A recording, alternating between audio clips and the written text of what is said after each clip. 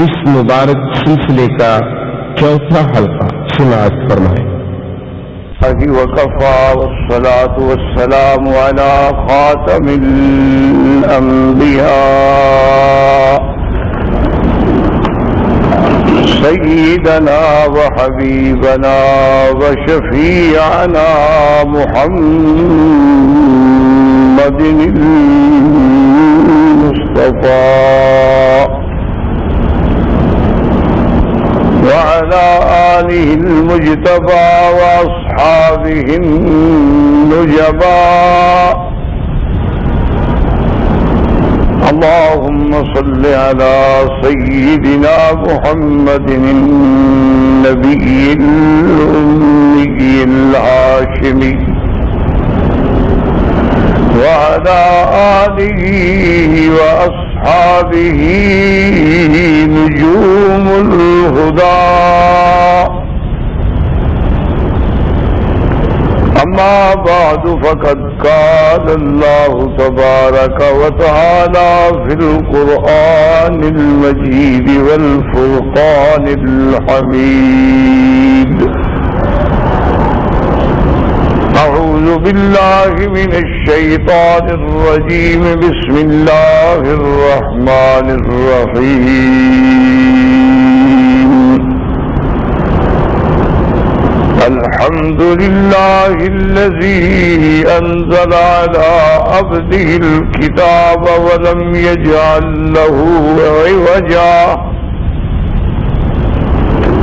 قيما لينذر بأسا شديدا من لدنه ويبشر المؤمنين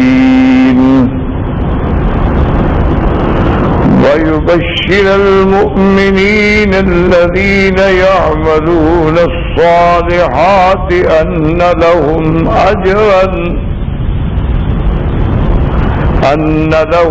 أجرا حسنا ماكثين فيه أبدا قال النبي صلى الله عليه وسلم خيركم من تعلم القرآن وعلمه أو كما قال النبي المصطفى صلى الله عليه وعلى آله وأصحابه وسلم تسليما كثيرا كثيرا صدق الله العلي العظيم وصدق رسوله النبي الكريم برادران اسلام، واجب الاحترام بزرگوں، دوستوں، بھائیوں، عزیز نوجوانوں، تفسیر قرآن کے ضمن میں عظمت کتاب اللہ کے بارے میں کچھ باتیں میں نے سابقہ دروس میں عرض کی تھیں کہ اللہ تبارک و تعالی کا قرآن جو ہے یہ ایک عظیم کتاب ہے اور ایک ایسی کتاب ہے کہ ذالک الکتاب لا ریب فیہ، اس میں شک کوئی۔ اسی طرح ایک ایسی کتاب ہے کہ لم یجعل لہ عوجا، جس میں کسی قسم کا ٹیڑھا پن نہیں، کوئی کجی نہیں، قیما بالکل مستقیم ہے۔ تو قرآن میں ہدایت بھی ہے، موعظت بھی ہے، قرآن نور بھی ہے، قرآن برہان بھی ہے، قرآن فرقان بھی ہے۔ اور اگر ہم اس پہ غور کریں تو اللہ کا قرآن ہی ہے جس نے محمد ابن عبداللہ کو محمد الرسول اللہ بنا دیا صلی اللہ علیہ وسلم۔ کہ جب تک قرآن نازل نہیں ہوا سرکار دو عالم محمد ابن عبداللہ ہی کہلاتے تھے،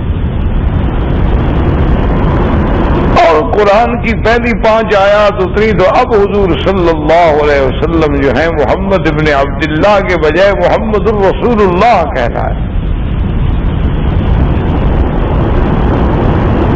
اسی طرح ابا بکر کو مقام صداقت پہ پہنچانے والا قرآن ہے، والذی جاء بالصدق وصدق۔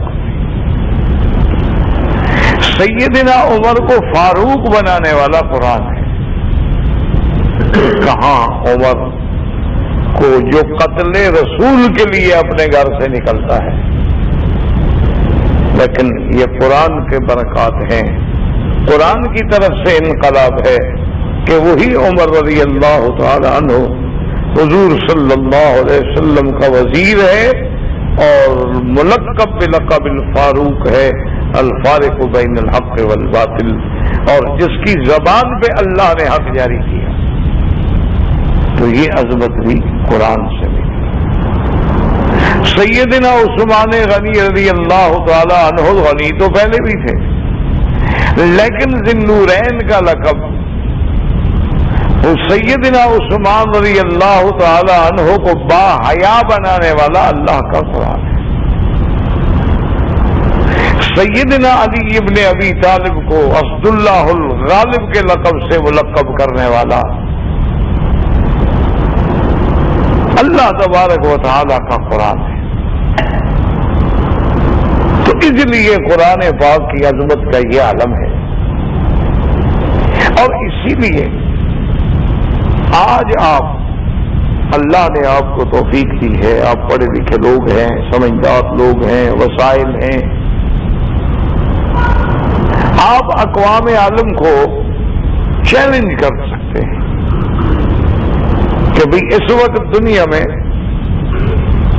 یہود ہیں، اس وقت پوری دنیا میں عیسائی ہیں، مسیحی ہیں، ٹھیک ہے کہ یہودیوں کی بھی قسمیں ہیں اور عیسائیوں کی بھی قسمیں ہیں، لیکن اصل بات تو یہود و نصارہ ہے۔ اسی طرح پوری دنیا کے اندر ایک ملک ایسا بھی ہے جہاں ہندوز ہیں، ورنہ ہندو اور کسی دنیا میں نہیں پائے جاتے۔ یہاں کے ہندو ہو سکتا ہے کہیں نوکری کرتے ہوں، ملازمت کرتے ہوں، چند خاندان گئے ہوں، ورنہ اور کسی ملک میں یہ عقیدہ نہیں پایا جاتا۔ اسی طرح بدھ مت کے لوگ بھی ہیں، جیسے تھائی لینڈ کے علاقوں میں، یونان میں بدھسٹ ہیں۔ اسی طرح بہت محدود علاقوں میں سکھ ہیں، اور جو لوگ خالصتاً بے دین ہیں یا مادیت میں کھو چکے ہیں اور اللہ کے رسول کے بھی انکاری ہیں، ان کو تو مخاطب کرنے کی ضرورت ہی نہیں۔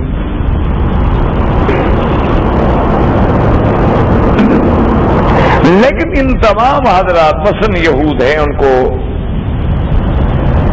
کتاب جو ہے تورات ملی،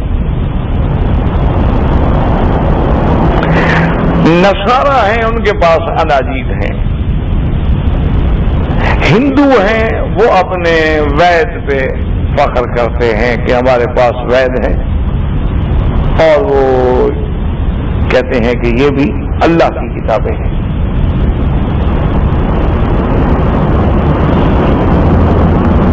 اسی طرح سکھ ہیں، ان کے پاس بھی گرنتھ ہے، وہ کہتے ہیں یہ گرو نانک پر کتاب اتری، یہ بھی اللہ کی کتاب ہے۔ تو آپ بڑے طریقے سے آج کل تو آپ کے پاس یعنی انٹرنیٹ ہے، ایک ماشاءاللہ ایسا ذریعہ ہے کہ اگر آدمی اس کو خیر میں استعمال کرے تو اس کے بہت بڑے فوائد ہیں۔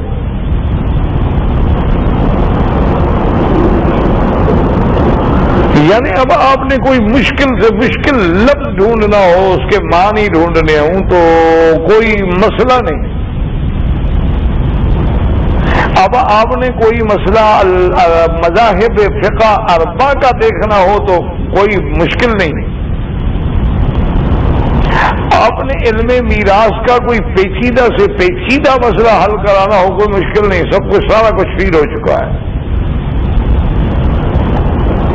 احادیث، علوم حدیث، قرآن، تفسیر، اب تو چھوٹے چھوٹے موبائل فون آ گئے جن میں پورا قرآن فیڈ ہے اور صحیح البخاری فیڈ۔ اور دنیا آگے بڑھے گی۔ خیر، بہرحال میرے کہنے کا مقصد یہ تھا کہ اب آپ ان کو انٹرنیٹ پہ چیلنج کر سکتے ہیں، کوئی مشکل نہیں کہ بھئی تورات اللہ کی کتاب، آپ کے پاس تورات کی صیغت کی دلیل کیا ہے کہ موجودہ تورات جو ہے یہ وہی تورات ہے جو حضرت موسیٰ علیہ السلام پہ اتری تھی۔ حضرت موسیٰ علیہ السلام سے لے کر آج جو ہے اسرائیل میں جو یہودی آباد ہیں ان تک کیسے پہنچی؟ دیکھو نا، اللہ کا قرآن ہے۔ اگر مجھ سے کوئی پوچھے، میرے جیسے ایک طالب العلم سے، کہ آپ نے اللہ کا قرآن پڑھا ہے، آپ قرآن کی تفسیر بیان کرتے ہیں، آپ کے پاس کیسے پہنچا؟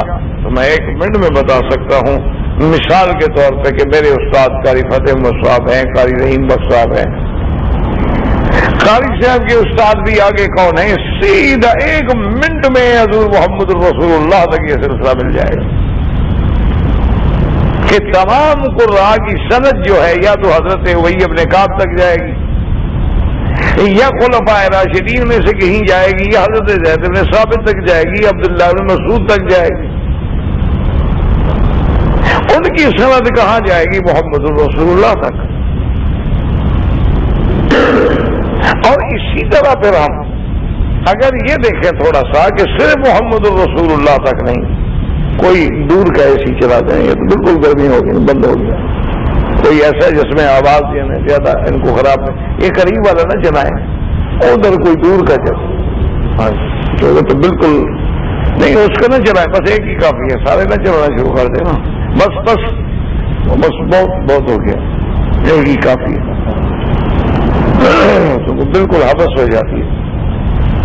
تو اب اگر جناب دیکھیں تو پھر صرف حضور صلی اللہ علیہ وسلم تک نہیں بلکہ اللہ تک سند مل جائے گی کہ حضور صلی اللہ علیہ وسلم کو جبریل علیہ السلام نے پڑھایا اور جبریل علیہ السلام کو اللہ نے پڑھایا کہ نزل بہ الروح الامین علی قلبک لتکون من المنذرین۔ حضور نے زید بن ثابت، عبداللہ بن مسعود، ابی بن کعب، معاذ بن جبل، ابی موسیٰ الاشعری، خلفاء راشدین، اصحاب رسول، عشرہ مبشرہ، ان کو کس نے پڑھایا؟ محمد رسول اللہ۔ یعنی آپ اگر قرآن کی سند دیکھیں گے، کوئی دنیا کا مذہب یہ جرت نہیں کر سکتا، یہ صرف شان جو ہے اسلام کی، اور وجہ کیا تھی قرآن کی حفاظت کی کہ 50,000 روات کا حال جو ہے وہ محفوظ ہے۔ مثلا جی آپ کے جو بڑے بڑے ایڈوانس ملک ہیں ابھی ڈیٹا بنا رہے ہیں نا کہ بھئی کوئی ملک میں آئے، اس کے پرنٹ لو، اس کی فنگر پرنٹس لو، اس کی انگلیوں کے نشان لو، اس کا نام لو، اس کی فوٹو کاپی لو، اس کا پاسپورٹ لو، اس کا فلاں لو۔ سوال یہ ہے کہ مسلمانوں نے تو بغیر وسائل کے 50,000 آدمیوں کا حال جو ہے وہ محفوظ رکھا ہوا ہے کہ 50,000 راویوں کا حال محفوظ ہے کہ بھئی یہ راوی کیسا ہے، اس نے کس سے پڑھا ہے، اس کے اساتذہ کون ہیں، اس کے تلامذہ کون ہیں، شاگرد کون ہیں، اس کا عقیدہ کیا تھا، اس نے کون کون سی کتابیں لکھی ہیں، اور وہ مسلکن کس جماعت کی طرف مائل تھا، اور اتنی دیانت سے کہ اگر کوئی شیعی تھا لکھ دیا کہ شیعی، ان کے بھی وہ آدمی تو سچا تھا لیکن شیعی تھا۔ کوئی آدمی معتزلی تھا، انہوں نے لکھ دیا یمیر الی الاعتزال، معتزلی تھا۔ کوئی آدمی ایسا تھا، انہوں نے کہا کہ نہیں انہ جہمی، وہ جہمی تھا۔ بالکل کوئی روح رعایت نہیں۔ علماء جرح و تعدیل نے ایک آدمی پہ بحث کر دی اور 50,000 آدمی کا ایک ڈیٹا بنا کے، ڈیٹا بیس بنا کے ہمارے لیے رکھ دیا کہ اب ہم جب حدیث پڑھیں گے، جیسے میں نے اب حدیث پڑھی ہے کہ خیرکم من تعلم القرآن وعلمہ. بھائی دیکھو اس کا راوی کون ہے؟ جی حضرت ابی ہریرہ سے کس نے لی؟ تو یہ بات ایسے تو نہیں نا کہ ہم کہہ دیتے کہ قرآن اللہ کی کتاب ہے. ہمارے پاس تو اس کے لیے دلائل ہیں کہ حضور صلی اللہ علیہ وسلم سے چل کر یہ کتاب جو ہے قرآن پاک انڈیا میں کیسے پہنچا. یہ قرآن وہاں سے چل کر چائنا میں کیسے پہنچا. یہ قرآن وہاں سے چل کر اسپانیہ میں کیسے پہنچا. ایک ایک راستہ، ایک ایک روٹ، پہنچانے والے کا نام، لکھنے والے کا نام، کتابت کرنے والے کا نام. ہمارے پاس تو دلائل ہے، ہمارے پاس تو اس کی تاریخ ہے جسے دنیا کی کوئی طاقت چیلنج نہیں کر سکتی. اور حفاظت کرنے والے وہ لوگ ہیں کہ جن کو اللہ تبارک و تعالیٰ نے ان کے تقوی کی وجہ سے، پرہیزگاری کی وجہ سے، نیکی کی وجہ سے اتنے بڑے قوت حافظہ سے نوازا تھا کہ آج کا تو کوئی آدمی سنے تو حیران ہو جائے. تو ہمارے پاس قرآن تک پہنچنا، قرآن پاک لانے والے پیغمبر کی بات تک پہنچنے کا ایک پورا سلسلہ ہے، ایک سند ہے جو ایک مولوی سے چل کر سیدھی حضور محمد رسول اللہ تک پہنچتی ہے صلی اللہ علیہ وسلم وعلی آلہ وصحبہ وسلم. اب آگے جناب آپ دیکھیں، اب جناب یہی بات ہم کہتے ہیں کہ بھی تورات اللہ کی کتاب ہے، ہم بھی مانتے ہیں اللہ کی کتاب. موسیٰ علیہ السلام بھی اتری، ہم بھی مانتے ہیں. لیکن موسیٰ علیہ السلام کے زمانے کے بعد اب جو تورات تمہارے پاس ہے، اس کی صحت کی دلیل تمہارے پاس کیا ہے کہ یہ وہی تورات ہے اور اس میں کوئی تبدیلی نہیں ہوئی، اس میں کوئی تحریف نہیں ہوئی، اس میں کوئی تغیر نہیں ہوئی. بلکہ حضور صلی اللہ علیہ وسلم کے زمانے میں ایک عورت کا مسئلہ یا زنا کے مسئلے میں حضور نے یہودیوں سے پوچھا کہ تمہارے مسلک میں، تمہارے مذہب میں، تورات میں کیا حکم ہے زانی عورت کا؟ اگر ایک عورت زنا کرے، شادی شدہ ہو، مرد ہے زنا کرے، شادی شدہ ہو، تو تورات میں کیا سزا ہے؟ انہوں نے کہا جی بس کوئی اتنی بڑی سزا نہیں ہے، بس وہ حالات کے مطابق ہے. اس کا منہ کالا کر دیا، گدے پہ بٹھا دیا، بازاروں میں گھما دیا اور یہ کیا، ایسے سزا. مقصد تو اس کو ذلیل کرنا ہے کہ رسوا ہو جائے. حضور نے فرمایا کہ تمہارے ہاں وہ رجم کی سزا نہیں ہے. انہوں نے کہا جی نہیں. یعنی اللہ کے نبی کے سامنے پھر گئے. حضرت نے فرمایا تو ایتونی بالتوراۃ، بیاؤ تورات. جب تورات لائے تو اب جناب کا حال یہ ہے کہ تورات کھول کے وہ آیت رجم پہ ایسے ہاتھ رکھ لیا اور اوپر سے پڑھ رہا ہے یا رسول اللہ رجم نہیں ہے. اچھا کیونکہ تورات جو ہے عربی میں تو لکھی ہوئی نہیں تھی نا، تورات تو عبرانی زبان میں ہے. پہلی کتابیں جو اتری ہیں وہ عربی میں تو نہیں تھی، عبرانی میں تھی، سریانی زبان میں تھی. اب چاہے آپ دیکھ بھی رہے ہوں تو آپ کو کیا پتا کیا آیت لکھی ہوئی ہے. لیکن عبداللہ ابن سلام مسلمان ہو چکے تھے. انہوں نے حضور سے عرض کیا، اس کو کہو کہ ہاتھ اٹھائے. ہاتھ اٹھایا تو صحابہ کہتے ہیں ولایا تو یہ تلالہ، جیسے سورج چمکتا ہے، تارا چمکتا ہے، ایسے اللہ کے قرآن کی وہ آیت وہاں بھی موجود تھی کہ الشیخ والشیخۃ اذا زنیا فرجموہما البتۃ نکالا من اللہ، کہ اگر دونوں شادی شدہ ہیں تو رجم کیا جائے. اور تم تو نبی کے سامنے پھر جاتے ہو، تم نے تو تعریف اور تبدیل کی انتہا کر دی ہے. تو ثابت تو کرو نا کہ وہی تورات ہے. اچھا انجیل ہے جی، اب نصارہ ہیں، ان کے پاس دیکھو وسائل ہیں، علوم ہیں، ان کے پاس میڈیا ہے، ان کے پاس ذرائع ہیں. ہمیں بتاؤ یہ انجیل تمہیں کس نے پہنچایا؟ دیکھو نا، ہم تو بتاتے ہیں نا کہ قرآن کو جمع کیا کس نے؟ حضرت صدیق کے زمانے سے شروع ہوا اور حضرت عثمان کے زمانے میں ختم ہوا. ہم تو بتاتے ہیں نا کہ قرآن لکھنے والے بھی کون کون تھے. بھی حضرت معاویہ کاتب الوحی تھے، حضرت علی کاتب الوحی تھے، حضرت زید تھے، فلاں فلاں صحابہ. اچھا سب سے زیادہ اقرا کون تھا؟ بھی جو بھائی ابن کعب تھا. اور سب سے زیادہ حدیثیں یاد کرنے والا بھی حضرت ابی ہریرہ تھا. ہم تو تمہیں نام دے رہے ہیں، بتا رہے ہیں ان کا کریکٹر، ان کا کردار، ان کا نسب آپ کے سامنے کھول رہے ہیں. تم بھی تو ہمت کر کے ہمیں بتاؤ نا کہ انجیل کس نے پہنچائی تمہیں؟ اچھا جی وید ہے ہندوؤں کے پاس، وہ کہتے ہیں خدا کی کتاب، ٹھیک مان لیا. کس نے پہنچائی آپ کو؟ خدا کی کتاب کس کے پاس آئی؟ کون لایا؟ اس لانے والے کا نام. ہاں یہ الگ بات ہے کہ کوئی آدمی مرزا غلام احمد قادیانی کی طرح کہہ دے، یا اس سے کہا گیا کہ تم نے نبوت کا دعویٰ کیا ہے، سرکار دو عالم صلی اللہ علیہ وسلم پر تو وحی اترتی تھی اور ایک فرشتہ کا نام جبریل تھا وہ آتا تھا، تو تمہارے پاس بھی کوئی وحی آتی ہے؟ انہوں نے کہا ہاں آتی ہے کبھی کبھی. انہوں نے کہا فرشتے کا کیا ہوگا؟ ٹیچی. میرے فرشتے کا نام ہے ٹیچی. چونکہ نبی جو انگریزی ہو تو فرشتہ انگریزی آئے گا نا. اس نے جھوٹ تو نہیں بولا بیچارے نے، بات تو اس نے کھری کی. کیونکہ دیکھو نا برطانیہ نے اس کو نبی بنایا تھا، تو اب فرشتہ بھی تو برطانیہ سے ہی آئے گا، وہاں اللہ سے تھوڑا آئے گا آسمان سے. ایک سیدھی سی بات تھی. اب دیکھو چلو اب قادیانی کہاں ہے؟ وہی گئے ہیں نا جن ماں باپ نے بنایا تھا، اسی کے پاس بچہ دوڑ کے جاتا ہے نا کہ جی اب گود میں پناہ لیں، بیر تو مارتے ہیں. اب بھی وہاں پناہ ملی جہاں پہنچی وہی یہ خاک جہاں کا خمیر تھا، اب بھی وہاں. اچھا اب وہاں وہ تنگ ہوتے ہیں، وہ کہتے ہیں یار یہ مولویوں کا دماغ خراب ہو گیا، یہ ہمیں لندن میں بھی آرام نہیں کر رہے تھے، ہم اتنا دور بھاگ گئے. وہ کہتے ہیں اب تو بڑی جان چھوڑو. وہ کہتے ہیں کہ بھائی تم ہمارے پیچھے یہاں کیوں آ گئے ہو؟ انہوں نے کہا تم تو اگر دریائے شور بھی عبور کرو نا تو تمہیں ہم نہیں چھوڑیں گے، ہم تمہارا تعاقب کریں گے باقاعدہ. اور جھگڑا ہمارا کچھ نہیں، ہم کہتے ہیں اپنے آپ کو مسلمان کہنا چھوڑ دو، بات ختم. دیکھو نا جی ہمارے ملک میں اب دیکھیں ہندو رہتے ہیں کو ہم ان سے ڈرتے ہیں. بات ہے ہندو ہندو ہے، مسلمان مسلمان.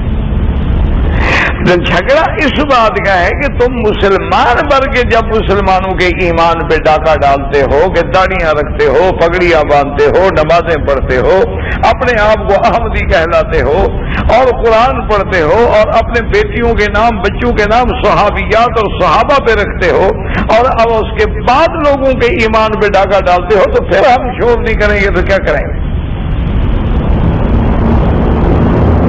پھر تو ہمارا حق بنتا ہے نا کہ ہم آ کر مسلمانوں کے عقیدوں پر حملے سے بچائیں. ایک چوکیدار کو کھڑا کرتے ہو، اس کو 1000 روپے مہینہ تنخواہ دیتے ہو، وہ ساری رات گلیوں میں شور کرتا ہے، اور ہم اللہ کے دین کے نام پہ روٹی کھاتے ہیں تو اللہ کے دین کے لیے ہم شور نہ کریں؟ یہ کوئی بات ہے؟ تو اب جناب بہرحال یہ ہے کہ ہمیں وہ یہ بتا دیں کہ جی یہ وید اللہ کی کتاب ہے اور یہ فلاں بندہ لے آیا تھا اور ہمارے فلاں بزرگوں کو پہنچایا. بھئی یہ وید جو اترے ہیں کون آیا؟ کس کے پاس آیا؟ لانے والا کون ہے؟ ان کے لکھنے والا کون ہے؟ ان کو ضبط کرنے والا کون ہے؟ تو کوئی تو آخر دلیل دو نا. اچھا جی گرنتھ اللہ کی کتاب ہے، اہلاً و سہلاً، ہمیں کوئی جھگڑا نہیں، اللہ کی جتنی کتابیں اچھی بات ہے. تو لیکن یہ تو ثابت کرو نا بھی یہ گرنتھ اللہ کی کتاب ہے، گرو نانک پہ اتری، کون سا فرشتہ آیا، کہاں اتری، اور گرو نانک کی وفات کے بعد اس کو کس کس نے یاد کیا، کس نے محفوظ رکھا، کس نے لکھا، اور تمہارے پاس کیسے پہنچی. لیکن یاد رکھیں کہ سورج مشرق کے بجائے مغرب سے نکل سکتا ہے، لیکن کوئی دنیا اپنی کتاب کی صداقت و حفاظت کا ثبوت نہیں دے سکتی. صرف ایک اسلام ہے، مسلمان ہیں اور قرآن ہے، اور اس کا اعجاز ہے کہ آپ 1425 سال کے بعد بھی ایک ایک آیت کے بارے میں بھی یہ بتا سکتے ہیں کہ یہ اور آیت کب اتری، کہاں اتری اور کن حالات میں اتری.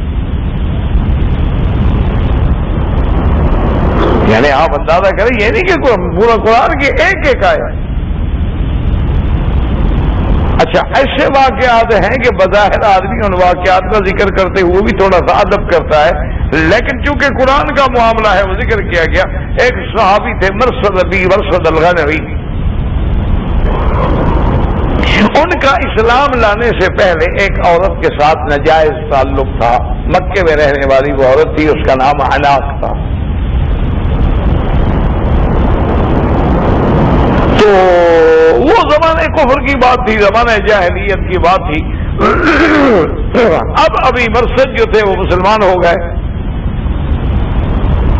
مسلمان ہونے کے بعد جب وہ ایک دفعہ مکے میں آئے تو اناق کو پتہ چلا، تو اس نے ان کو پیغام بھیجا کہ بھئی میں تو اتنے عرصے سے تمہارے انتظار میں ہوں، تم نہیں آئے ہو، تو آج تو میرے پاس آؤ. انہوں نے کہا تمہیں پتا نہیں کہ تیرے اور میرے درمیان میں اسلام حائل ہو چکا ہے، میں تو مسلمان ہو گیا. اور اسلام نے کہا ہے کہ زنا حرام ہے.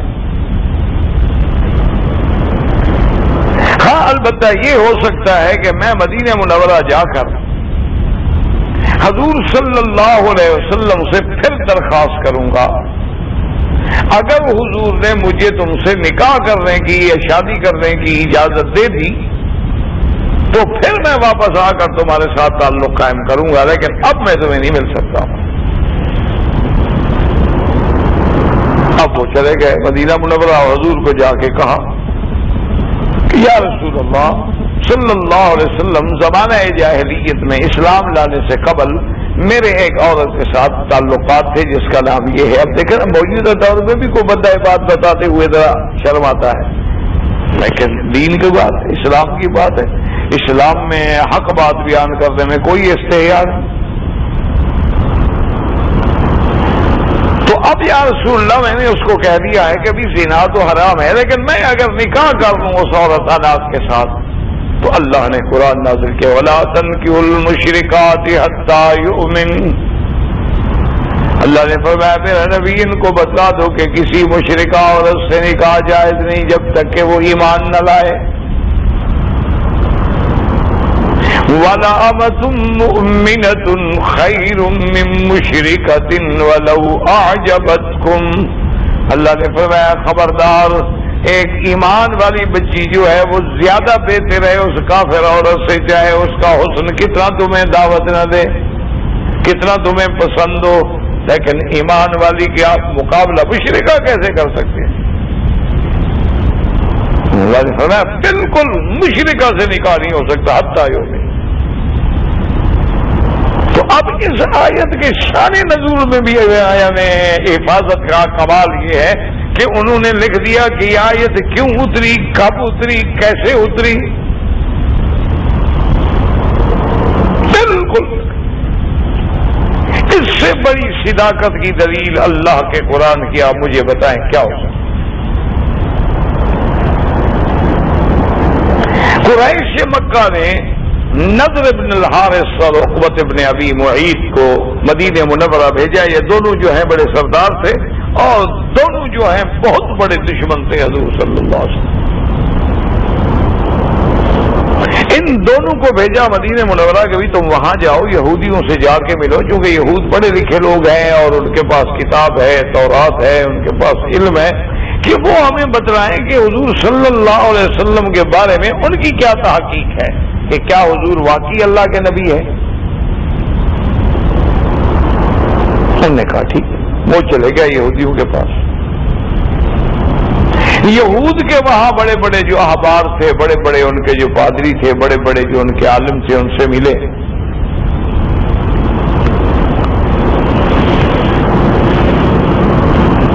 اور ملنے کے بعد انہوں نے کہا کہ ہم بہت پریشان ہیں، ہمارے ہاں ایک شخص ہے جس کا نام محمد رسول اللہ ہے، اس نے نبوت کا دعویٰ کیا ہے، اب ہم پریشان ہیں کیونکہ ہمارے پاس علم ہے نہیں.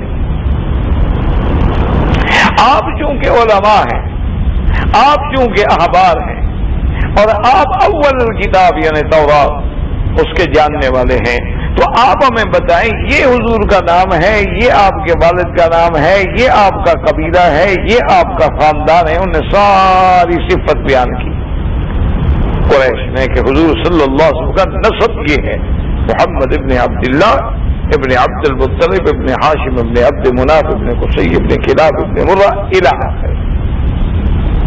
اور حضور صلی اللہ علیہ وسلم کہتے کیا ہیں، یہ ساری باتیں سنائی. اب تم ہمیں بتاؤ کہ وہ اللہ کے نبی ہیں، ہم کیا کریں؟ یہود نے کہا کہ دیکھو ہم تمہیں 3 سوال دیتے ہیں، ان 3 سوالوں کو جا کر حضور سے پوچھ لو، اگر جواب مل جائے نبی ہے، نبی نہیں ہے۔ انہوں نے کہا ٹھیک ہے، ایک سوال روح کے بارے میں، اور ایک سوال اصحاب کہف کے بارے میں، اور ایک سوال تھا اس بادشاہ طواف کے بارے میں جو مشارق الارض و مغاربہا تک پہنچا۔ اس 3 سوال پوچھیں حضور سے، اگر وہ جواب دے دیں تو نبی مرسل، اور اگر جواب نہ دے دیں رجل متقبل، پھر وہ اس نے خود گھڑا ہے، وہ نبی نہیں ہے، پھر تم جانو اور مقابلہ کرو۔ نے کہا ٹھیک ہے، حضور سے کہا اب بات کی باریکی کو سمجھیں۔ بات تو وہی ہوتی ہے جو آدمی نے 1000 دفعہ سنی ہوتی ہے، لیکن بات کی باریکی کو سمجھیں، اس کی جو گہرائی اور گہرائی اس پہ غور کریں کہ دیکھیں جی وہ آ گئے حضور کے سامنے سوال رکھا، حضور نے فرمایا اجیبکم غدا، میں کل جواب دوں گا، لیکن انشاءاللہ کہنا بھول گئے۔ اللہ تبارک و تعالیٰ کی شان یہ ہے کہ حضور انتظار میں ہے کہ کل وحی آ جائے گی، میں دشمنوں کو جواب دے دوں گا، میں تو سچا نبی ہوں، مسئلہ تو ہے نہیں، لیکن جناب 15 دن تک وحی بند، جبریل کا آنا بند۔ حضور فرماتے ہیں کہ مجھے اتنا حزن ہوا، کیوں؟ سیدھی بات ہے کہ دشمن سامنے کھڑا ہے، للکار رہا ہے کہ جناب آپ نے کہا تھا کل جواب، تو سچا بھی ہو لیکن جواب نہیں دے سکتے۔ اب یہاں سے ایک بات بھی سمجھ رہے کہ اگر انبیاء عالم الغیب ہوتے تو کیا حضور کو یہ تکلیف ہوتی؟ اچھا، بعض کہتے ہیں کہ اللہ کا علم ذاتی ہے، انبیاء کا عطائی، جو عطائی ہوتا تب بھی جواب تو دے دیتے نا، لیکن 15 دن کے بعد اللہ نے وحی اتاری۔ اب آپ دیکھیں کہ یہ حضور فرماتے ہیں کہ اتنا مجھ پہ مشکل وقت گزرا کہ کبھی کبھی تو میں یہ بھی چاہتا تھا کہ پہاڑ سے چھلانگ لگا دوں۔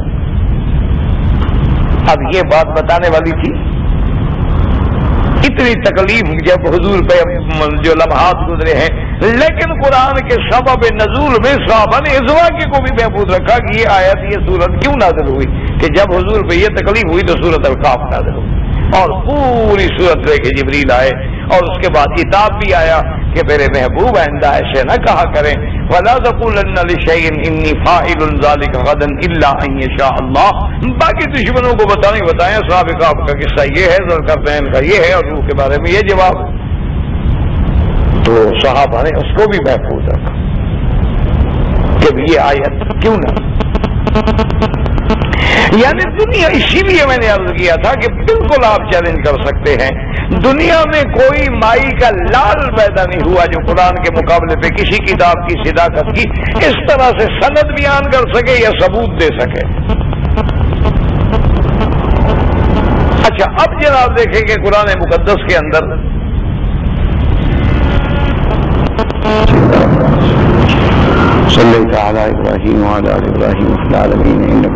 تو اب جناب دیکھیں کہ بھئی صرف یہ اللہ کا قرآن ہے کہ جس کی ایک ایک آیت کی، ایک ایک سورت کے اترنے کی جگہ موجود ہے کہ کہاں اتری۔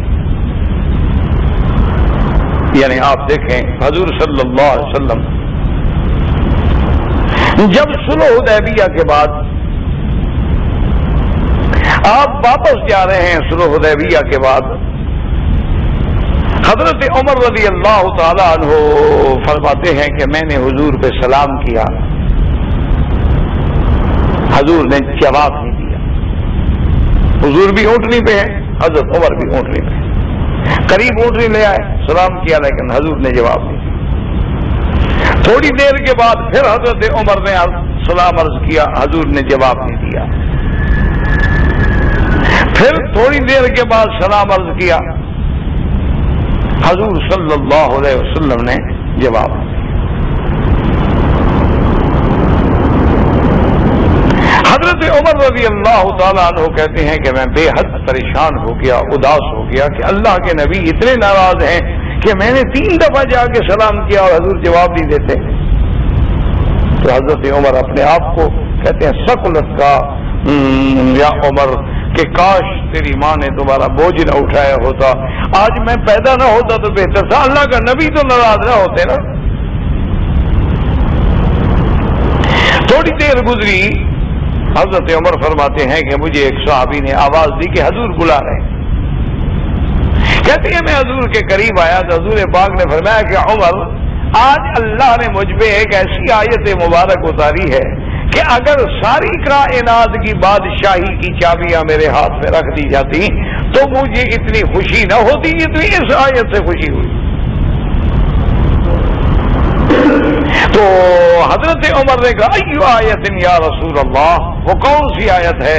تو آپ نے فرمایا انا فتحنا لک فتحا مبینا، یہ سورۃ فتح کیا ہے۔ اب آپ دیکھیں کہ حضرت عمر نے اس کو یوں بھی محفوظ رکھا۔ تو عمر فرماتے ہیں کہ حضور اونٹنی پہ سوار تھے اور جب پڑھ رہے تھے تو آپ کی آواز میں ایک لہر پیدا ہو رہی تھی، آپ ہل رہے تھے نا، انا فتحنا لک فتحا مبینا، اس کی بھی حفاظت کی کہ کس لہجے میں حضور نے یہ آیت پڑھی۔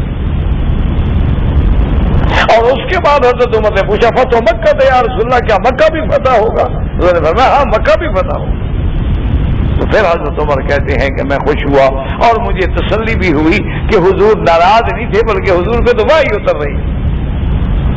اس وجہ سے حضور صلی اللہ علیہ وسلم نے میری طرف توجہ نہیں فرمائی۔ تو اب آپ دیکھیں یعنی وہ سفر بھی یاد ہے، اونٹنی پہ بیٹھا ہونا بھی یاد ہے، اور پھر جب وہ آیت مبارک اتری ہے وہ اور جس کیفیت میں حضور نے اس کو پڑھا ہے وہ کیفیت بھی یاد ہے۔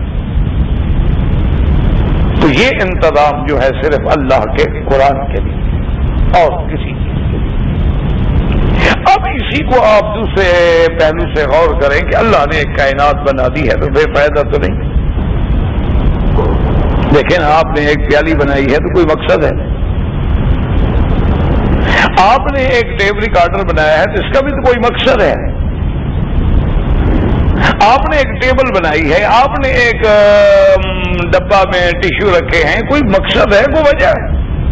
تو اللہ نے جو اتنی کائنات پیدا کر دیا، فحسبتم انما خلقناکم عبثا وانکم الینا لا ترجعون، اللہ فرماتے ہیں کیا تم نے گمان کر رکھا ہے کہ ہم تم لوگوں کو بے فائدہ بنایا، بس تم حیوانوں کی طرح چلو کھاؤ پیو اور مر جاؤ بس؟ تو لازمی بات ہے کہ اس کائنات کا بھی کوئی مقصد ہے۔ اس کائنات میں اللہ نے آباد کیا ہے انس اور جن کو، چلو جن ادنا قوم ہے لیکن اعلیٰ قوم ان سے جو ہے وہ انسان ہے، فرشتے تو مکلف ہی نہیں، وہ آسمانوں کی مخلوق ہے۔ اب انسان کو اس دنیا میں رہنے کے لیے، بسنے کے لیے، آباد ہونے کے لیے، اس کی تعمیر کے لیے، اس کائنات کے نظم و نسق کو سنبھالنے کے لیے داخلی زندگی، خارجی زندگی، فیملی کے ساتھ تعلقات، علاقے کے ساتھ تعلقات، محلے کا محلے سے تعلقات، ملک کا ملک سے تعلقات، پھر عالم سے تعلقات، ان ساری چیزوں کی ہدایت کے لیے کسی روشنی کی تو ہمیں ضرورت تھی۔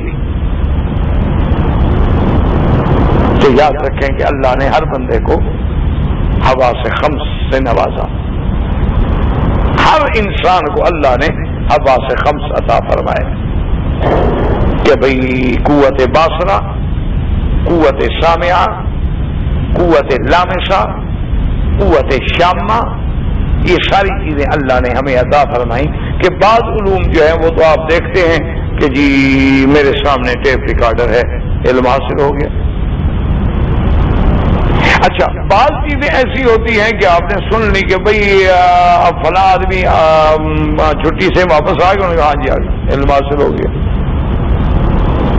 بعض چیزیں ایسی ہوتی ہیں کہ جن کو چھونے کے بعد علم حاصل ہوتا ہے کہ جی ہم نے چھونے کا اچھا بھی چائے گرم ہے یا ٹھنڈی ہو گئی بھائی، یہ علم جو ہے یہ ہمارے پڑھنے سے یا دیکھنے سے حاصل نہیں ہو سکتا جب تک چھوئیں گے نہیں۔ اچھا اسی طرح اگر ایک چیز اس کے اندر رکھی ہے تو ہم یہ فیصلہ نہیں کر سکتے نہ آنکھوں سے، نہ کان سے، نہ چھونے سے کہ بھئی یہ میٹھا ہے یا کڑوا ہے یا پھیکا ہے، یہ جب تک تذوق نہیں ہوگا، جب چکھیں گے نہیں ہو سکتا، فیصلہ نہیں ہو سکتا۔ اچھا اب جناب یہ فیصلہ چکھنے سے بھی نہیں ہو سکتا، کانوں سے بھی نہیں ہو سکتا کہ بھئی اس میں خوشبو ہے یا بدبو ہے، وہ سونگھنے کا ذر لو۔ یہ اللہ نے ہمیں وسائل علم دی کہ ان چیزوں سے ہمیں علم حاصل ہو۔ اچھا ایک بات یاد رکھو کہ جہاں جہاں حواس خمسہ کام چھوڑ جاتے ہیں نا پھر عقل آ جاتی ہے۔ پھر عقل سے فیصلہ ہو. وہاں حواس خمسہ بھی کام نہیں دے رہے. حواس خمسہ کی بھی ایک حد ہے. ہم نے ایسے ہاتھ لگائے چھو لیا, ان کا دیوار ہے, ٹھیک ہے, یہ تو ہمیں پتہ لگ گیا. ہم نے دیکھا کہ دیوار پہ چونا سفید ہے, یہ بھی پتہ لگ گیا. اب سوال یہ ہے کہ یہ دیوار بنائی کیوں گئی؟ تو یہ نہ ہمیں ہاتھ بتا سکتے ہیں, نہ کان بتا سکتا ہے, نہ زبان بتا سکتی ہے. اس کے لیے پھر عقل اب کام شروع کرے. تو جہاں حواس خمس کا یعنی ایک حد ہے, وہاں وہ ان کی حد آ جاتی ہے, پھر آگے عقل کام کرتا ہے. اور اسی طرح یاد رکھیں کہ عقل کی بھی پھر حد ہے, عقل کی بھی ایک حد ہے. جہاں وہ ناکام ہو جائے پھر اللہ کے وحی کی روشنی کام کرتی, وہاں پھر عقل کام. اب دیکھیں نا, ہمارا ایمان ہے کہ خدا ہے, ہمیں اس نے پیدا کیا. عقل کہتا ہے ٹھیک ہے, پیدا کیا تو لازمی بات ہے کہ اس کے کوئی کام ایسے ہوں گے جس سے وہ راضی ہو. اب صرف عقل کیسے معلوم کرے کہ کس کام سے اللہ راضی ہوگا؟ عقل کیسے معلوم کرے کہ کس کام سے اللہ ناراض ہوں گے؟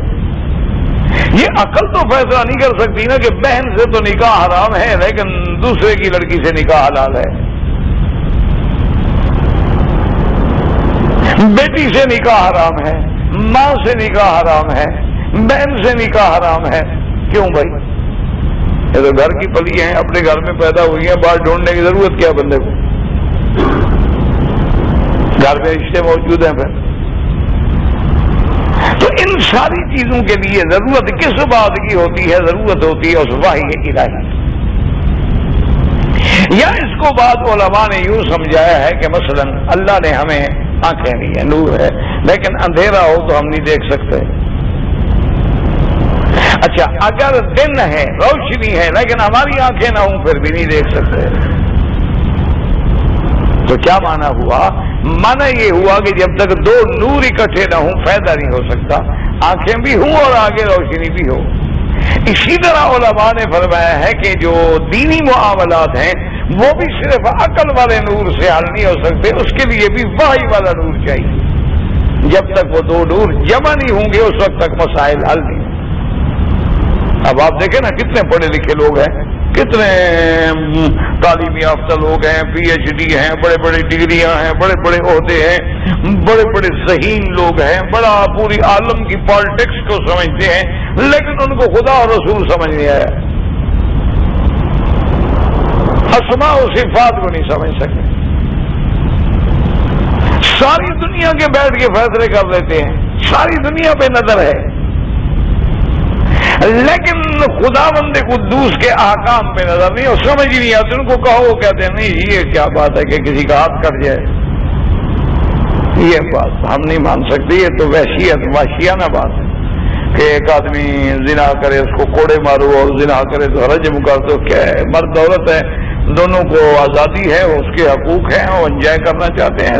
آپ کون ہے رکاوٹ ڈالنے والا؟ ہاں, جبر نہ ہو, زبردستی نہ ہو, دونوں راضی ہیں, ٹھیک ہے.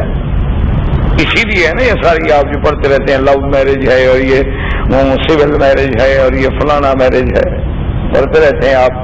انجام تو خیر الحمدللہ سب کو پتہ لگ جاتا ہے, 10 سال بعد, 2 سال بعد, 4 سال بعد. لیکن بہرحال یہ ہے کہ ان کو سمجھ نہیں آتا کہ جی زنا کیوں حرام ہے اور نکاح کیوں حلال ہے. وہ کہتے ہیں یہ عجیب بات ہے, ایک مولوی آیا, خطبہ پڑھا, 2 لفظ بولے تو حلال ہو گئی, اور وہ ویسے آپس میں ایک دوسرے کے ساتھ راضی ہوں, ان کا آپس میں باقاعدہ انڈرسٹینڈنگ ہو, کٹھے رہتے ہوں, کٹھے سوتے ہوں, بیٹھتے ہوں, راضی ہیں, تو کیا وہ حرام ہے؟ جی عجیب بات. وہ کہتے ہیں دیکھو جی عجیب بات تو یہ ہو گئی نا کہ اگر کسی جانور کو خدا نے مار دیا ہے وہ تو حرام ہے, لیکن ان کا بندہ خود ذبح کر دے حلال ہو جاتا ہے. عجیب بات ہے, بندہ مارے تو وہ تو حلال ہے, بندہ شکار کرے وہ حلال ہے, اللہ میاں خود مار دے اس جانور کو وہ حرام ہے. وہ کہتے ہیں دیکھیں یہ کوئی ان کو سمجھ نہیں آئی. وجہ کیا ہے کہ عقل تو ہے لیکن نور وحی سے محروم, عقل تو ہے لیکن نور قرآن سے محروم, عقل تو ہے لیکن نور نبوت سے محروم ہے. وہ 2 نور جمع ہوں تو مسئلہ حل ہو, ورنہ مسئلہ حل نہیں ہو سکتا. تو اسی لیے یاد رکھیں کہ اللہ تبارک و تعالی آپ پر بھی ہمارے حالات پہ بھی رحم کرے. تو اللہ تبارک و تعالی نے پھر اس کائنات کو چلانے کے لیے کیا ہے وحی بھیجی, اور وحی کیا ہے اللہ کا قرآن. اچھا, وحی کا جو سب سے پہلا نزول ہے وہ کہا ہے غار حرا.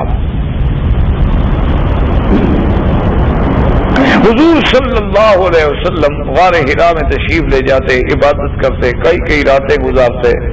اچھا, یہ بھی خدا کی شان ہے, علماء نے لکھا ہے کہ غار حرا میں جب قرآن اترا ہے تو وہ بھی لیلۃ القدر تھی. اچھا, یہ ثابت نہیں ہو سکا کسی صحیح حدیث سے کہ رمضان کی تاریخ کون سی تھی, لیکن اس میں کوئی شک نہیں کہ رمضان تھا.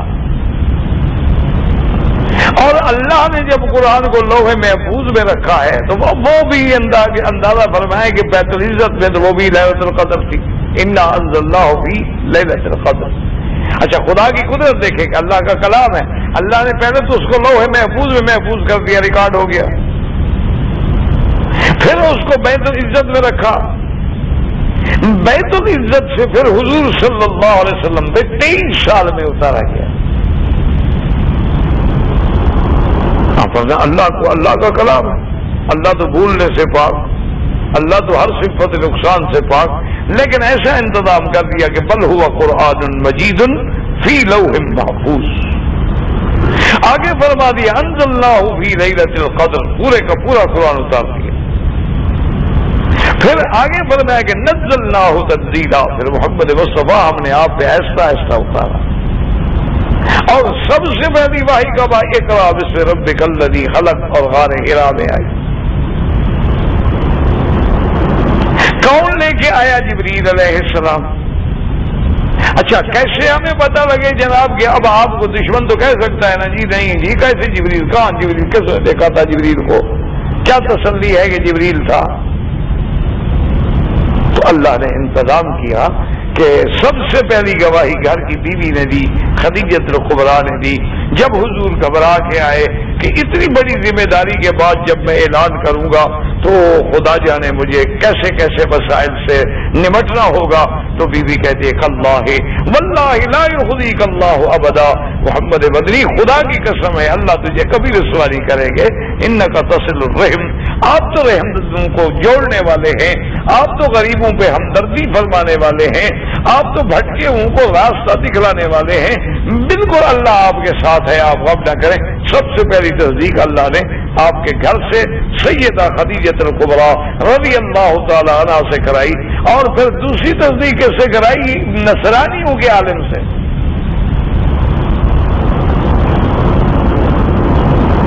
نصارہ کے عالم سے. برکت بن نوفل جو ہے وہ آخری زندگی میں نصرانی ہو گئے تھے, اور کتاب انجیل کے اور کتاب تورات کے بہت بڑے عالم تھے.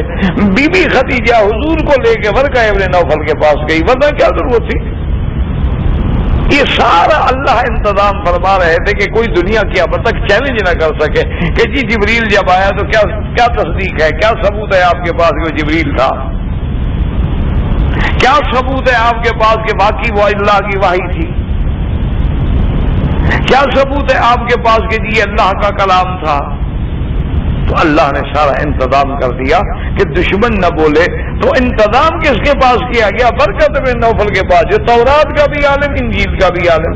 بی بی خدیجہ نے سارا واقعہ سنایا, حضور صلی اللہ علیہ وسلم نے سارا واقعہ سنایا. تو حضرت برکہ نے کہا کہ ابشری خدیجہ, خدیجہ تجھے مبارک ہو, تو یہ تو اللہ کے نبی ہیں, اور یہ جو آپ پہ اترا ہے نا ناموس الذی انزل علی موسیٰ, یہ تو وہی فرشتہ ہے جو موسیٰ علیہ السلام پہ اترا کرتا تھا.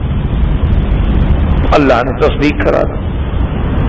اچھا, دوسری تصدیق کیسے ہوئی کہ بھی اب اس سے ہے کہ جی واقعی اللہ کا قرآن ہے. اس کی تصدیق اللہ نے یہ کی کہ اللہ نے فرمایا میرے محبوب پوری دنیا کو چیلنج کر دو کہ کل ان اجتمعت الانس والجن الا ان یاتوا بمثل هذا القرآن لا یاتون بمثله ولو كان بعضهم لبعض ظہیرا, کہ تمام کائنات کے انس اور جن مل کے قرآن کے مثل ایک آیت بنا کے لے نہیں لا سکتے. اور آج بھی دنیا موجود ہے, کسی کو کہیں ہمت کرے, ورنہ دنیا میں ہر قسم کے لوگ پیدا ہوئے، غدار پیدا ہوئے، دنیا کے اندر کفار پیدا ہوئے، فجار پیدا ہوئے، بڑے بڑے لوگ تھے جنہوں، لیکن مجال ہے کہ قرآن کی کوئی آیت بنا سکے۔ اب جناب سمجھیں کہ وحی جو ہے، حضور نے فرمایا کہ مجھ پر جب وحی آتی ہے تو اس کی کئی صورتیں ہیں۔ ایک صورت حضور نے فرمایا کہ یا آتینی مثل سلسلۃ الجرس، کہ مجھ پہ وحی ایسے آتی ہے جیسے گھنٹی کی آواز۔ اور حضرت عمر فرماتے رضی اللہ تعالیٰ عنہ کہ کبھی کبھی اس وحی کی حالت میں اگر آدمی قریب بیٹھا ہو تو حضور صلی اللہ علیہ وسلم سے قریب کے شہد کی مکھیوں کی بنبناہٹ جیسے ہوتی ہے ایسی آواز بھی محسوس ہوتی تھی۔ سلسلۃ الجرس کہتے ہیں گھنٹی کو، کہ بھی گھنٹی کی آواز۔ علماء نے یہ لکھا ہے کہ گھنٹی کی آواز کا معنی یہ تھا کہ جیسے گھنٹی کی آواز ایک مسلسل آواز ہوتی ہے، لیکن اگر غور کر کے دیکھا جائے تو جیسے آپ نے پہلے دور میں دیکھا ہوگا، ابھی تو دنیا بہت آگے چلی گئی ہے نا، تو پہلے دور میں مثلا ہم جس علاقے میں رہتے تھے، ہمارے ہاں جو اریگیشن کا سسٹم تھا، نہری سسٹم تھا، تو ان کے باقاعدہ ریسٹ ہاؤس ہوتے تھے، بنگلے ہوتے تھے، پھر ان کے اوورسیئر ہوتے تھے، ان کا سٹاف ہوتا تھا، تو ان کا ایک ٹیلی گراف آفس بھی ہوتا تھا، ان کا وہ صرف اپنا ایک سلسلہ ہوتا تھا اریگیشن والوں کا۔ تو وہاں اس دور میں ہم نے خود دیکھا، ہم چھوٹے چھوٹے ہوتے تھے، اچھا کبھی ہم نے اپنے کو پیغام دینا ہو تو ہم ان کو کہہ دیتے تھے بھی ہیڈ پائنن کو یہ کہہ دو، ملکانی والوں کو یہ کہہ دو، فلاں والوں کو یہ کہہ دو، پھر وہ آگے سائیکل بھیج کے ہمارا پیغام جو تھا آگے پہنچا دیتے تھے، کیونکہ یہ سہولت نہیں ہوئے سر۔ تو ایک مشین ہوتی تھی، وہ اس پہ ایسے ہاتھ مارتے رہتے تھے، اس سے ایک آواز پیدا ہوتی تھی، گت گت گت گت گت گت، اس سے آگے جو ہے وہ سمجھ رہا ہے کہ میں کیا کہہ رہا ہوں، حالانکہ کچھ نہیں، نہ کوئی لفظ ہے نہ کچھ ہے، نہ تو لکھے، صرف حروف معین ہوتے تھے کہ اتنا دفعہ مارنا ہے تو گٹ ہوگا، اتنا دفعہ گر ہوگا، اتنا دفعہ یہ ہوگا، تو آگے جناب وہ وہی ہو رہی ہے اور وہ باقاعدہ پڑھ رہا ہے کہ وہ یہ کہہ رہا ہے۔ تو یہ تو بہت بڑے، اور جو خداوند نے قدوس بھیجے، تو حضور کا یہ کہنا کہ اس طرح گھنٹی کی طرح وہ آواز میرے ذہنوں میں باقاعدہ تسجیل ہو جاتی تھی اور اللہ کی وحی آ جاتی تھی مثل سلسلۃ الجرس، کہ جیسے گھنٹی کی ایک مسلسل آواز ہوتی ہے۔ تو اب جناب یہ ہے کہ حضور نے فرمایا کہ دوسری صورت یہ ہے کہ جبریل علیہ السلام جو ہیں وہ انسان کی شکل میں آتے اور اللہ کی وحی لے آتے، اور یہ بھی باقاعدہ واضح ہو گیا کہ جب آتے تھے تو دہیۃ الکلبی ایک صحابی ہے، ان کی شکل میں آتے تھے، حضرت دہیہ کلبی رضی اللہ تعالیٰ عنہ، بڑے خوبصورت تھے، بڑے جمال والے تھے، تو حضرت جبریل ان کی شکل میں آتے تھے۔ اچھا اب ان کو دیکھیں جی کتنا پکا کیا جا رہا ہے کہ کوئی شبہ نہ رہے۔ اچھا حضرت دہیہ کی یہ عادت تھی کہ جب آتے تو 2-4 کھجوریں لے آتے تھے حضرت حسن حسین کے لیے رضی اللہ تعالیٰ عنہما کے بچے تھے نا، حضرت حسین چھوٹے سے بچے تھے، تو وہ کھجوریں چھپا کے جیب میں لے آتے تھے، تو حضرت حسن حسین جب دیکھتے بھی حضرت دہیہ آگے تو پکڑ لیتے آگے حضرت دہیہ کو اور ان کی جیب سے وہ کھجوریں نکالتے، وہ بڑے خوش ہوتے کہ حضرت حضور کے لاڈلے ہیں اور میرے ساتھ کھل رہے ہیں۔ تو ایک دن حضرت جبریل جو آئے تو حضرت حسن حسین جو ہے انہوں نے سمجھا دہیہ بیٹھے، انہوں نے پکڑ لیا جبریل کو اور اس کی جیبیں ٹٹوڑ رہے ہیں کہ بھی ہماری کھجوریں کدھر ہیں۔ تو حضور نے فرمایا ماں ماں ماں یا حسین کیا کر رہے ہو، انہ جبریل، یہ تو اللہ کا فرشتہ ہے اللہ کے بندو۔ تو یہ واقعہ بھی ہونا تھا تاکہ تصدیق قائم کی جا سکے کہ آنے والا جبریل تھا لیکن صورت دہیہ میں تھا، ورنہ تو اللہ کے نبی کو پتا ہے کہ جبریل آئے ہوئے ہیں تو حضور فرماتے بچوں کو دور روک دو، یہ واقعہ ہی پیش نہ آتا، لیکن واقعے کا پیش آنا بھی قرآن کی تصدیق کے لیے ضروری تھا کہ واقعہ ہونا چاہیے تاکہ کل کو کوئی آدمی انکار نہ کر سکے اللہ کی وحی کا اور جبریل کے آنے کا۔ حضور نے فرمایا دوسری صورت یہ ہوتی ہے۔ تیسری صورت ایک اور ہوتی ہے جیسے کہ اللہ نے موسیٰ علیہ السلام سے کلام کیا، کلم اللہ موسیٰ تکلیما، کہ درمیان میں کوئی ابھی واسطہ نہیں ہے، نہ فرشتہ ہے نہ کوئی، اللہ براہ راست کلام فرمایا۔ اسی طرح لیلۃ المعراج میں اللہ تبارک و تعالیٰ نے حضور سے کلام فرمایا، اسی لیے تو موسیٰ علیہ السلام نے کہا نا ارجع الی ربک فاسألہ التخفیف، کہ موسیٰ علیہ السلام واپس جائیں اپنے اللہ کے پاس اور جا کے اپنی امت کے لیے رعایت مانگے. آپ کی امت 50 نمازیں نہیں پڑھ سکتی. تو حضور جا کے عرض کرتے رہے، اللہ سے معافی ملتی رہی. حضور پھر عرض کرتے رہے، اللہ سے پھر معافی ملتی رہی. تو ایک وحی کا یہ بھی طریقہ ہے کہ خدا خود اللہ اپنے نبی کے ساتھ براہ راست کلام کرے اور درمیان میں کوئی واسطہ نہ. اچھا ایک اور صورت ہے، اس کو عربی میں کہتے ہیں، حدیثوں میں لفظ آتا ہے نفس فی النفس فی الروح.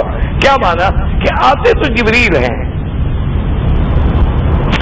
لیکن وہ براہ راست نہ تو انسان کی شکل میں آتے ہیں نہ حضور کے سامنے بیٹھ کے وحی پڑھتے ہیں، بلکہ جو اللہ کا حکم ہوتا ہے وہ حضور کے دل میں ڈال دیتے ہیں. حضور صلی اللہ علیہ وسلم کے دل میں ڈال دی جاتی ہے اور وہ حضور کو حفظ ہو جاتا ہے کہ اللہ نے یہ باتیں ڈالی ہیں. اچھا ایک اور صورت ہوتی ہے کہ حضور صلی اللہ علیہ وسلم کو اللہ تبارک و تعالیٰ براہ راست ڈال دیتے ہیں. اور پھر اس کا کمال دیکھیں کہ نبی بھی عربی، قرآن بھی عربی، لیکن دونوں کا فرق یہ ہے کہ حدیث پر لکھی ہوئی ہو اب تو فوراً آپ کو پتہ لگ جائے گا کہ یہ حدیث ہے، یہ خدا کا کلام نہیں، یہ رسول کا کلام ہے. اور قرآن کی جب آیت ہوگی تو چیخ چیخ کے کہہ رہی ہوگی کہ یہ اللہ کا کلام ہے، کسی بندے کا کلام نہیں، حالانکہ دونوں عربی ہیں. اچھا اس پہ پھر صداقت نبی کا معیار ملاحظہ کریں کہ جب وحی آ رہی ہے وہ بھی تو عربی میں آ رہی ہے نا. انا انزلناہ قرآنا عربیا لعلکم تعقلون بلسان عربی مبین. لیکن اللہ کے نبی بتا رہے ہیں کہ یہ تو قرآن ہے، اس کو تو لکھ لو، اور یہ میری بات ہے، میں بات کر رہا ہوں، میں سمجھا رہا ہوں، اس کا مفہوم بیان کر رہا ہوں. قرآن نہیں، قرآن کے الفاظ وہ ہیں. ایک ایک لفظ پہ صداقت کی مہر لگا دی گئی، حفاظت کی مہر لگا دی گئی، حتیٰ کہ وحی کی تقسیم کر دی گئی. اچھا جناب اب ایک اور بڑا مسئلہ تھا کہ جی بعض صورتیں مکی بن گئی اور بعض مدنی بن گئی، یہ کیسے بن گئی؟ تو اس لیے یاد رکھیں کہ حضور صلی اللہ علیہ وسلم کی حیات مبارکہ جو ہے وہ دو حصوں میں ہے. ایک حصہ ہجرت سے پہلے کا ہے اور ایک حصہ ہجرت کے بعد کا ہے. تو ایک موٹی سی بات یاد رکھے، علماء کے یہاں بڑی ابحاث ہیں، بڑے علم کی باتیں ہیں. بس جو ہجرت سے پہلے نازل ہوئی وہ سب مکی صورتیں ہیں چاہے کہیں اترے، اور جو ہجرت کے بعد نازل ہوئی وہ سب مدنی صورتیں ہیں چاہے عرفات میں اتری. یعنی حضور حج میں تشریف لے آئے، عرفات میں قرآن اترا، مینا میں قرآن اترا، لیکن ہے مدنی. بھائی مینا تو مکے میں ہے. وجہ کیا ہے کہ وہ مدنی کیوں ہے کہ بعد ہجرت رسول اللہ صلی اللہ علیہ وسلم، کہ وہ ہجرت کے بعد اترا ہے تو مدنی کہلائے گا، اور جو ہجرت سے پہلے اترا ہے تو مکی کہلائے گا.